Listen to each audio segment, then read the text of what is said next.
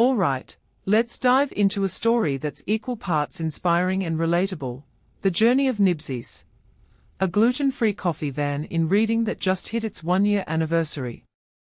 Now, I know what you're thinking, a coffee van. Big deal. But personally, I think this story is way more fascinating than it sounds on the surface.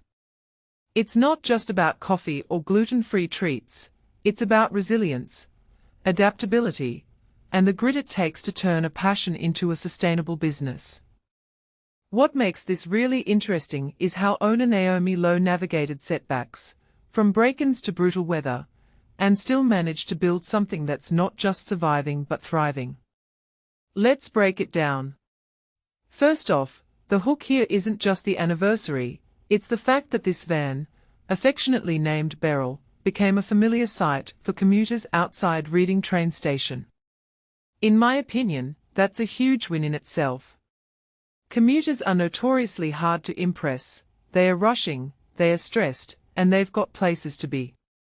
So, for a gluten-free coffee van to not only survive, but become a staple in that environment. That's impressive. What many people don't realize is how much effort goes into standing out in a crowded space like that. It's not just about the coffee, it's about consistency, visibility, and meeting a need that others might not even realize exists. Now, let's talk about the setbacks. Beryl got broken into shortly after opening, which forced Naomi to shut down for repairs. From my perspective, this is where the story gets really compelling. A lot of people would have called it quits right there. But Naomi didn't. She moved the van to a new spot near Forbury Gardens, and when the train station location became available, she moved again. This raises a deeper question. How many of us would keep pivoting after such a rough start? It's easy to talk about perseverance, but Naomi actually lived it. And that's what this really suggests. Success often isn't about grand plans or perfect conditions. It's about showing up, even when things go wrong. Another detail I find fascinating is Naomi's background. She's not new to the hospitality industry. She previously ran a gluten-free cafe before stepping back to focus on family. But running a trailer, that's a whole different ball game. The logistics alone, waking up at 4:30 a.m. to bake fresh gluten-free treats, loading them into her car, and setting up by opening time, are exhausting just to think about. In my opinion, this highlights a bigger trend, the rise of niche businesses that cater to specific dietary needs. Gluten-free isn't just a fad, it's a necessity for many. And Naomi's passion for putting spontaneity back into the lives of people with allergies. That's a mission that resonates deeply. What's also striking is how Naomi's expectations evolved. She had high hopes when moving to the train station, but the damp December weather threw her for a loop. Commuters weren't stopping, cash flow was dire. Personally, I think this is where the story gets real.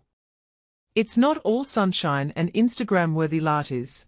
It's about those moments when you question everything. Naomi admitted she wondered if she'd made the right decision, and that vulnerability is what makes her journey so relatable. If you take a step back and think about it, every entrepreneur faces these doubts. The difference is whether you let them stop you or push you forward. Fast forward to spring, and things started to turn around. Regular customers began showing up, some even waiting for the van to open before catching their trains. From my perspective, this is where the commentary gets interesting. It's not just about the food or the coffee, it's about the community Naomi built. People weren't just buying gluten-free treats, they were supporting a local business that genuinely cared about their needs. And that's a powerful thing. What this really suggests is that success in small business often comes down to connection, not just transactions. Finally, Naomi's outlook for the future is refreshingly grounded.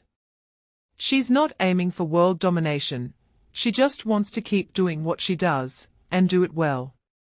In my opinion, that's a lesson we could all take to heart.